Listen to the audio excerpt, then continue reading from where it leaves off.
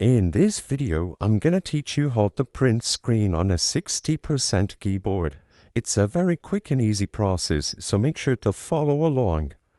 As you can see on the screen, let's say I want to take a screenshot of my home screen.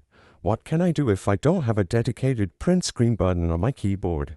The quickest and easiest way to take a screenshot if you don't have a dedicated print screen button, at least on Windows, is to use the Windows Shift plus S hotkey. By pressing Windows plus Shift plus S at the same time, you will bring up this panel where you can select an area and take a screenshot that will be immediately copied to your clipboard.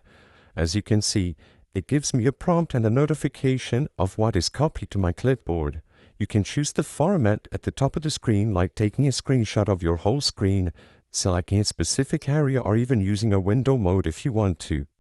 After you take your screenshot, you can just open up anywhere you want to paste it and press Ctrl V. And as you can see, the part of the home screen we took a screenshot of is going to get pasted in here.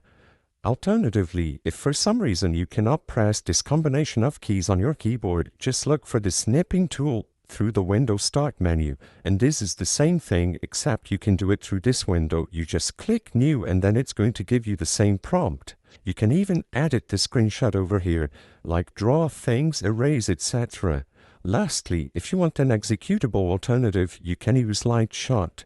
All you have to do is download it for Windows or Mac using a web browser at its official website, and you can assign a key to be a dedicated print screen button on your 60% keyboard. I hope I was able to help you on how to print screen on a 60% keyboard. If this video helped you, please be sure to leave a like and subscribe for more quick and easy tips.